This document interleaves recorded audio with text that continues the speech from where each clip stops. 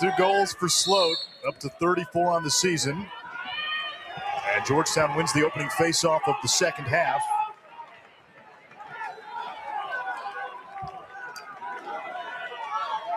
Dana, you talked to Kevin Warren at halftime. What did he tell you? Well, he told me he was disappointed in the energy that his team came out with, and he said, I don't really have an answer for it. We didn't change jerseys. We didn't splash water on our faces. He said, we're just getting out-ground balled. Those are the hustle plays, 17-9 on the ground. And he's like, we got to win leverage specifically on the offensive end, to your point, Kark.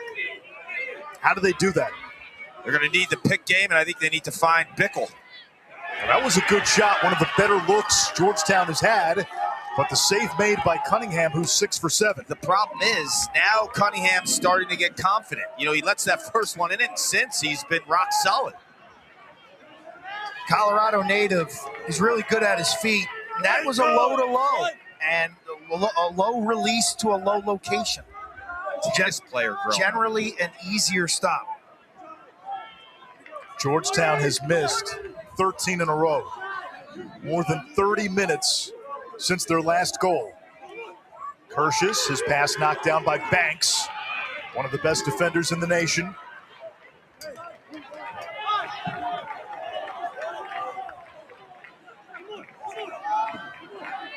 Duke playing hangman up by the 37-yard line. Essentially a 5-on-5 here.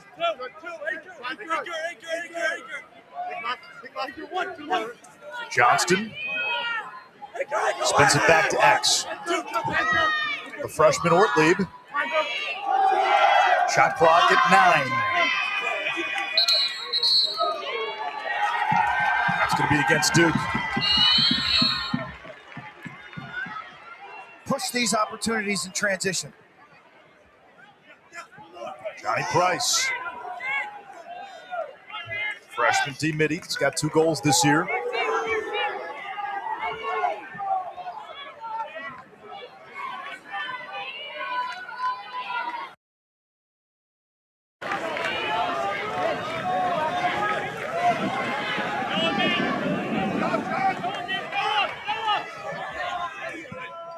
Kevin Miller now, sophomore out of Maryland. Great first step. Liam Connor probing. Nation's leader in assists. Looking for the feed in front. Out of cutting Caesar. That's been their bread and butter this season. You get the tall guy, Liam Connor, behind the net. He's got 53 assists coming into this game. He's got great eyes, good touch. Mason shrugs off contact. Has to give it up. Timer says 20. Caesar missed the cage. The back up to Liam Connor with 17. Charlie Johnson, the All-American, meets Connor. Caesar setting the pick. They play it back to Caesar. Hangman, but the shot clock winding down. Caesar's got to go. Trying to get inside. Caesar shoots low and squeaks it past Cunningham. What I like about this play is they used pick action behind the cage, and Caesar was able to hang his defender. It's just mixing it up, to your point. Some changes. If Liam Connor can't generate offense from behind, bring someone else involved in the pick game to do it. Here's the pick.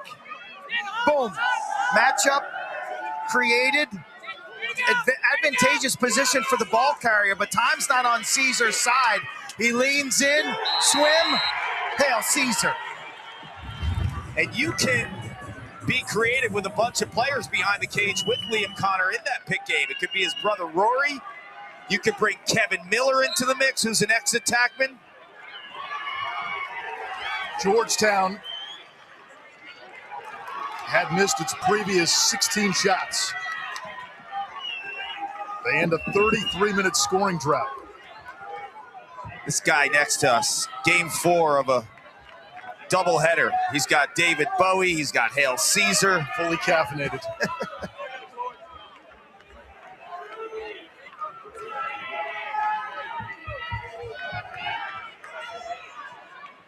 Lucas Dudemain Smashes the B button.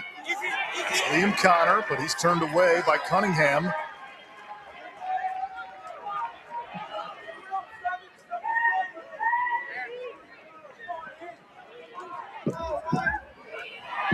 Christmas can't handle the pass. Turnover, middle of the field. Chance for Georgetown. Duke milling in retreat. Bickle thought about it. Duke able to get back. They may have had somebody open on the wing. Yeah, you'd like to run there, and he said just didn't have the manpower. It was like a 2-on-4 if you're Georgetown. So I agree with that decision to slow it down. A little momentum. The door's slightly opening here for Georgetown, right? Caesar gets bumped, falls down, no flag. Now Kevin Miller pinballs Duke off Warrington. Duke, they have been the bully on the block in this game in terms of these individual matchups. It's been disciplined bullying, though. Now Aiden McGuire says, not in my kitchen. He sends Schubert back a few yards. Now Bickle, super talented freshman. Big East Freshman of the Year. Working on Matt Christmas. He's got to give it up. Ransom, sophomore out of Charlotte. Throws it away, wanted Bickle. To your point, though, that turnover is generated from a mismatch from a physicality perspective. Too much friction. Yeah, too much friction for Kevin Warren and the Georgetown Swamp Dogs. Duke's just winning these matchups. They're so strong on ball in this game. They've been ultra efficient in this contest. I mean, Duke, cumulative efficiency is third in the country. They're doing it on both ends. Like, they're not turning the ball over offensively. Defensively, they're making stops. They're clearing the ball.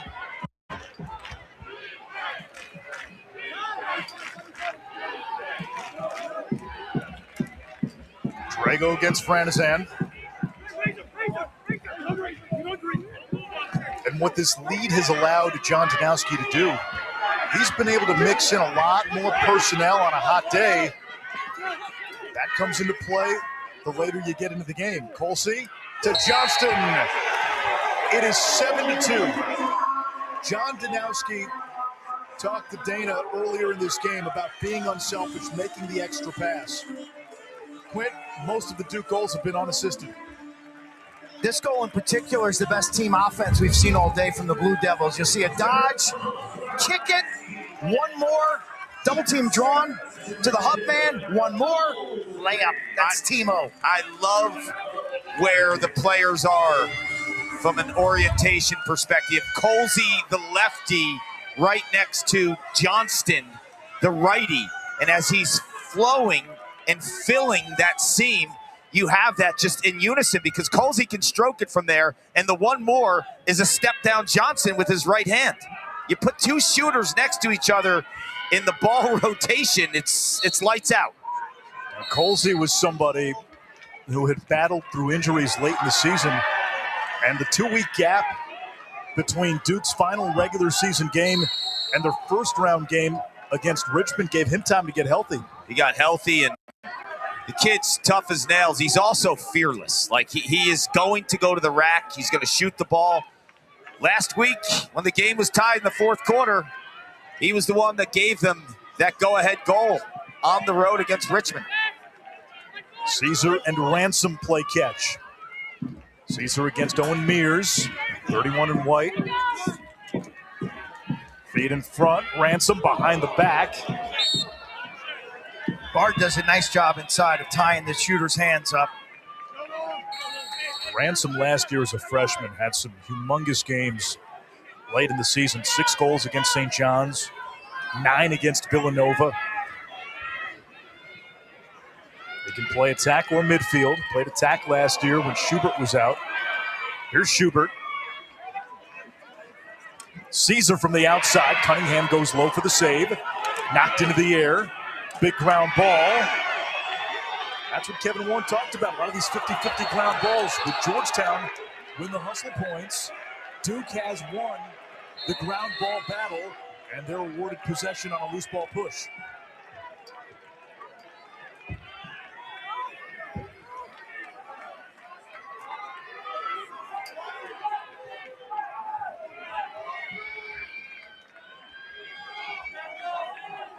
Duke +6 in ground balls today.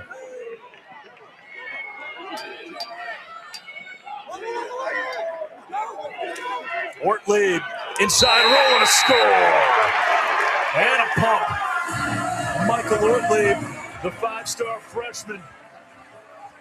Duke starting to pull away even further. Q, watch how he times the roll.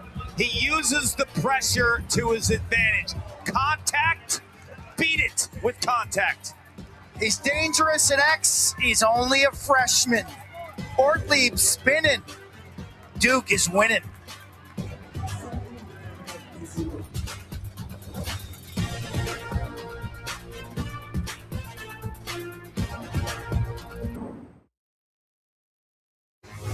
The road to a championship begins. I can't wait. This is the best time of year. An incredible May is about to happen. This is championship weekend.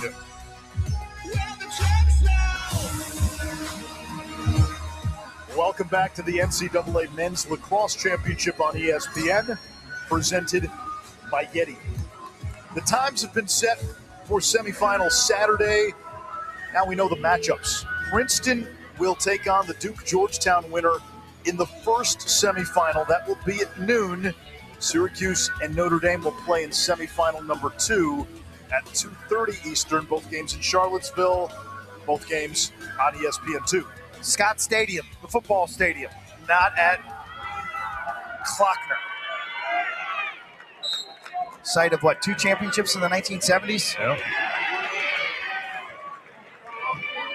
Beautiful surface, beautiful town. It's going to be an awesome weekend. Dana Boyle, Charlottesville native, will be everyone's local tour guide. I have all the recommendations: yoga, coffee, shopping, vineyards, breweries. I know I'm biased, but it's one of the best places to live. And bagels. Don't forget about the bagels. We introduced Dana to a proper bagel in Hempstead yesterday. Yep, got to get the New York sewer water. That's right. And proper pizza last night. Thanks to the folks at Dario's. Yeah. West Hempstead. Too high from Sloat. When have I ever brought you to a bad place to eat? Say a lot of stuff about me. That's not one. Going down to Charlottesville next week, though. When have I brought you to a bad place to eat in Charlottesville? Well, Come on. No need to put it on Underhill. It's going to be put it on Boyle all weekend. All right, wow. That's a little too far. Put it on Quinn. Ben Johnston with his second of this third quarter, and it's starting to feel like a Duke runaway. 9-2 Blue Devils. He can rip it. I mean, you build this offense around Max Sloat as a lefty shooter. Ben Johnston, who was a midi, now he's playing attack as a wing right-handed velocity guy. But to me, the parts that have gotten better, Michael Ortlieb behind the net, we've seen him. And I think Liam Kirsch as well. And their ability to change the point of attack, to attack from a wing or attack from X, it's really getting these shooters better looks now. I was going to say, I think as all those parts get better, Ben Johnson should get those type of easier looks. You know, there were stretches in the season where it looked like he was almost pushing, trying too hard in terms of winning matchups. Those are the looks that you want. Matt Christmas pulls the trigger. Moore comes up with the save. 11 career goals for Christmas, but the rebound to Johnston. Every bounce has gone Duke's way. But more than that, they've been quicker, faster, more alert. They've been scrapping for the ground balls. They've won in the margins. They've won outside the margins. I think there's an edge to this team. Ever since they were the bubble team, or in the beginning, things had to go their way. They weren't even in the bubble. And then they get into the bubble, and then they make it. Like, this is part of their personality right now. You feel like it's Duke against everyone. They lost to Notre Dame 7-6. They actually played really well that day, but lost. Thomas Richardelli made a zillion saves. Menke, and Duke continues to pour it on. They were iced out of the ACC tournament. Their RPI was super low at that point. And then everything changed. Everything started to swing in their favor. Mankey's been a nice addition. As I said earlier, beginning of the season, he was tearing it up on the extra man and as an invert midfielder, as a passer from behind the net. That's right, Quinn. He's got 17 assists. He's not bashful, Clark. No. Like, he's not fearful. This is last year Lacrosse. He's in Fuqua, the grad school. He's seen it all. Sneaks that by Anderson Moore, and there's a confidence to this team. And I'll tell you what else I feel. Not going to the ACC tournament helped them. It's fresh bodies, no more injuries. Like teams that go to the ACC tournament that have to play 2 games, like Virginia and North Carolina, that's a gauntlet in 48 hours. And in the selection, the big picture, Harvard went to the Ivy League tournament, took a loss. Maryland went to the Big Ten tournament, took a loss. Duke's resume actually climbed those teams by being inactive and by being on a bye weekend. That'll play well in Cambridge and College Park. Like I've always said, if this team gets in, yes, they could win a national title. Said that on Selection Sunday night. I'll say it again. Clark, you and I did Duke early in the season when they played Utah, and we felt they got young pieces, and if those young pieces evolved, their rope unit, their defense, they had a lot of veterans, a lot of experience on the back end, and if the offense could catch up, knowing that you still have Johnston, you still have Sloat, you still have Colsey, there could be a chance. But we also said their schedule didn't allow for a big margin for error. But once they got in, they're dangerous. And quick, you brought up the Notre Dame game. When Duke lost that game to Notre Dame, they found out afterwards they would not be in the ACC tournament. They had 1 game left in the regular season. That was against UNC. Paul, you and I did that game. We had no idea what version of Duke would show up because even from Duke, we got a sense, very real sense, that they thought their season was over after that Carolina game. And if you watch them play that game, they played with almost no baggage. Nothing hanging over their heads. It was house money. They shot the lights out that day with Sloat and Scaletti and all these different guys going on runs. Scaletti gets 3 goals in the third quarter, Sloat 4 in the second. And they just saw this team, how dangerous they would be against a team in North Carolina that's been living in the top 4 all season. And you and I said it during that game. It looked at that point like a long shot for Duke to get in, but we said if they somehow do get in, McGurran going to the cage, Cunningham is there. Cunningham's having a strong game, by the way. We said if this team does get in, they have a chance to be awfully dangerous if you get the version of Duke that went and beat North Carolina, and then we've had that version now for a few more weeks. They did it against Richmond in a hostile environment, and they just dominated Georgetown today. Absolutely. They chose to practice during that bye week leading up to the selection show, not knowing what their future was. That in itself is different. And it's okay to have 2 opinions of Duke. Like their first 8 wins weren't against anyone in the Ivy League, no one in the Big Ten, where the rest of the country plays those type of games, cross conference. So you could question their resume, but you could also have strong conviction of a team that could go on a run. Meanwhile, we haven't seen Kevin Miller out there in a while for Georgetown. Dana, any update? He's questionable to return. He's got ice on his left hip, and if they're going to stage a comeback, which it feels like the door's closing, they're going to need that option as a second option at quarterback. Kevin Miller, a big speed threat. Finally, Georgetown gets one back. It's Rory Connor, his 54th goal of the year, the Big East Offensive Player of the Year. This was really smooth. He's got an overzealous approach he's dealing with, and watch him roll that approach and then hit him with the head fake on the shot. Boom, there's your roll. A little bit of a leaner finish. I think this is a gorgeous move. He also times it perfectly. The overzealous approach almost is like the catapult for him to get towards the cage and to do that one hand and then bring it back. That was sweet. Gerard, another face-off win. Clark, when you teach that to young kids, high approach, defender comes at you with a high stick, face dodge. Yeah, face dodge, and If they come at you with more of a poke or a midsection attack, roll that. And if the defender is coming at you high, stay high, and then at that last second when you're going to spin, get low. Why is that? Because you want the contact and you want him to be overzealous, like you said, and when they're coming at you high, you get skinny and you slip low. Like, no one does that better than Connor Fields. Connor Fields will feel pressure for the Archers, right? He'll feel pressure high, and he'll almost engage and initiate more of the high pressure so he could slip and get skinny underneath. Meanwhile, another turnover for Georgetown. That's 13.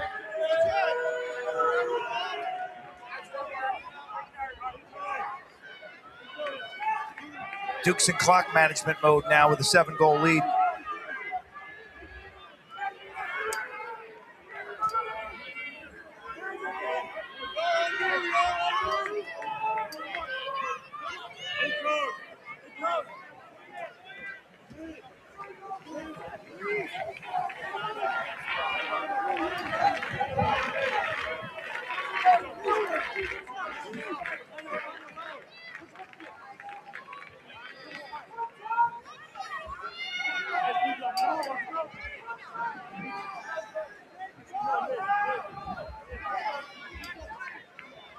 They'll have to go here.